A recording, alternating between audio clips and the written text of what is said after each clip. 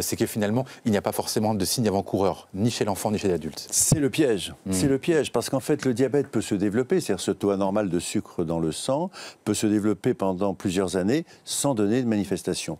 Donc ça veut dire que dans les deux types de diabète, parce qu'il y a quand même deux types de diabète, le diabète de type 1, qui est celui où on a besoin d'injecter de l'insuline, puis le diabète de type 2, qui est celui dit de la maturité, la cinquantaine, l'homme en surpoids, l'homme qui mange pas forcément très bien, qui fait pas d'activité physique.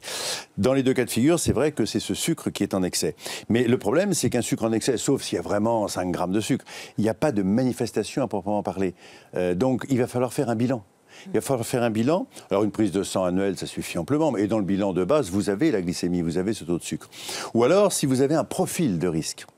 Le profil de risque, c'est parce que dans votre famille, il y a une personne qui est diabétique ou deux personnes qui est diabétique, parce que vous avez le profil de surpoids, comme on évoquait tout à l'heure. À ce moment-là, eh bien, il est intéressant de faire un bilan tout simple et d'avoir cette glycémie, parce que ça permet de diagnostiquer et d'éviter ultérieurement peut-être des complications. On parle d'une épidémie silencieuse, mais dangereuse. Il ne faut pas la sous-estimer. Il ne faut surtout pas la sous-estimer, parce que c'est quasiment une des premières causes de complications en France à l'heure actuelle. Chaque sujet qui a un diabète risque de développer des complications au niveau de ses artères, donc du cœur en particulier, voire du cerveau, au niveau du rein et au niveau des yeux. En gros, 20% des diabétiques ont ces complications. Et donc, ces maladies peuvent dégénérer et vivent pour elles-mêmes, et donc amener éventuellement au décès, par exemple par infarctus. Le diabète est une des grosses causes d'infarctus. Donc, il faut absolument faire ce diagnostic pour éviter que ces complications silencieuses n'évoluent elles aussi. Ce qu'il faut préciser, Alain, c'est qu'on traite le diabète.